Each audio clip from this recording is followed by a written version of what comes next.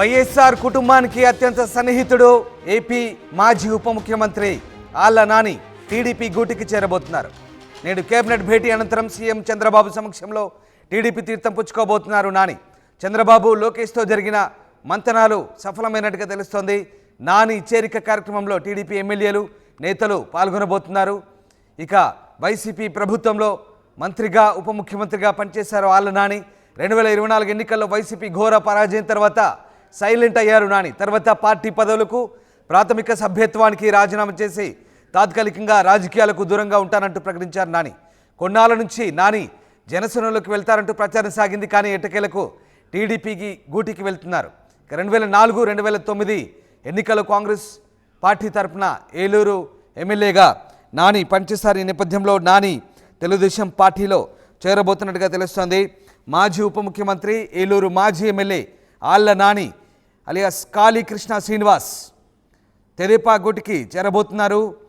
మంగళవారం సచివాలయంలో జరిగే మంత్రివర్గ సమావేశానంతరం సీఎం చంద్రబాబు ఆళ్ల నానికి టీడీపీ కండువా కప్పి పార్టీలోకి ఆహ్వానిస్తారని తెలుస్తోంది. ఈ కార్యక్రమంలో పాల్గొనాలని సోమవారం సాయంత్రం జిల్లా టీడీపీ నాయకులకు హైకమాండ్ నుంచి ఆదేశాలు వెళ్లాయి.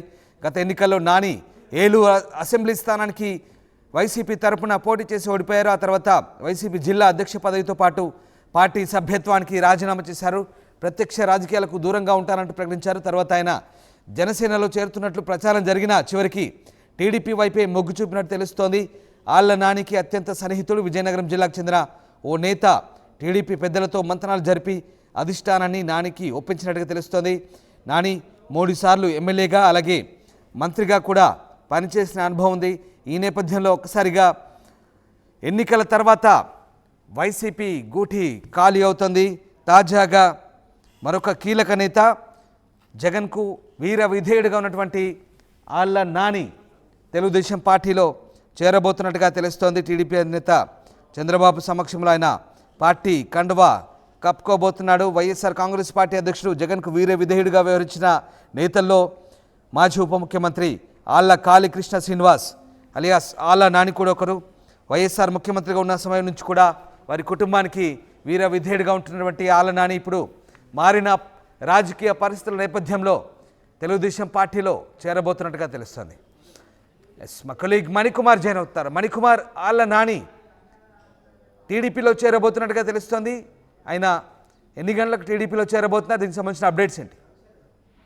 రామదాసు చెప్పొచ్చు, ఇది 2024 ఎన్నికల తర్వాత ఏలూరు జిల్లా రాజకీయాల్లో అనూహ్య రాజకీయ పరిణామాలు చోటు చేసుకుంటున్నాయి. తాజాగా వైసీపీ ప్రభుత్వంలో మాజీ ఉప ముఖ్యమంత్రిగా పనిచేసినటువంటి ఆళ్ల నాని 2024 ఎన్నికల తర్వాత పూర్తిగా సైలెంట్ అయిపోయారు. తర్వాత ఆ పార్టీకి రాజీనామా కూడా చేశారు. ప్రాథమిక సభ్యత్వాన్ని కూడా రాజీనామా చేశారు. అయితే ఆళ్ల నాని తర్వాత ఏ పార్టీలోకి వెళ్తారని కొన్నాళ్ల పాటు చర్చ జరిగింది.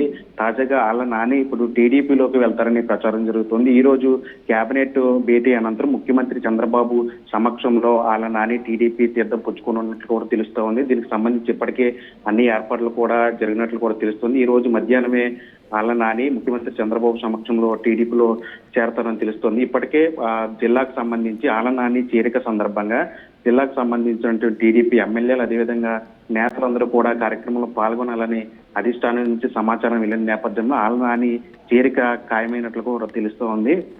2024 ఎన్నికల తర్వాత ఆళ్ల నాని పూర్తిగా సైలెంట్ అయిపోయారు. గతంలో 2004, 2009లో కాంగ్రెస్ ఎమ్మెల్యేగా పనిచేశారు. తర్వాత వైఎస్ఆర్సీపీ పార్టీ పెట్టినప్పుడు అప్పటి నుంచి కూడా జగన్తో పాటు జగన్ వెనక అడుగు ఆయన కూడా వెళ్ళారు. వీర విధేయుడిగా జగన్ కుటుంబానికి అత్యంత సన్నిహితుడిగా ఉన్నటువంటి ఆ నేతల్లో ఆళ్ల నాని కూడా ఒకరని చెప్పొచ్చు. అయితే 2024 ఎన్నికల తర్వాత పూర్తిగా ఇక్కడ రాజకీయ పరిణామాలను కూడా మారిపోయి ఆయన పార్టీ సభ్యత్వానికి అదేవిధంగా పార్టీ పదవులకు కూడా రాజీనామా చేసి పూర్తిగా రాజకీయాలకి అంటే తాత్కాలికంగా రాజకీయాలకి దూరంగా ఉంటున్నట్టు కూడా ప్రకటించారు. అయితే తర్వాత జనసేనలో పార్టీలో చేరతారని చెప్పి జనసేన పార్టీలో కూడా దాదాపు ఖరారు అయిపోయిందని చెప్పి కూడా ప్రచారం జరిగింది. కానీ విజయనగరానికి సంబంధించి టీడీపీ కీలక నేత ఒకరు ఆళ్ల నానికి సన్నిహితులు కూడా టీడీపీలో చేరాలని చెప్పి సూచించినట్లు కూడా తెలుస్తుంది. ఆ కీలక నేత నేతృత్వంలోనే ఈ తతంగం అంతా కూడా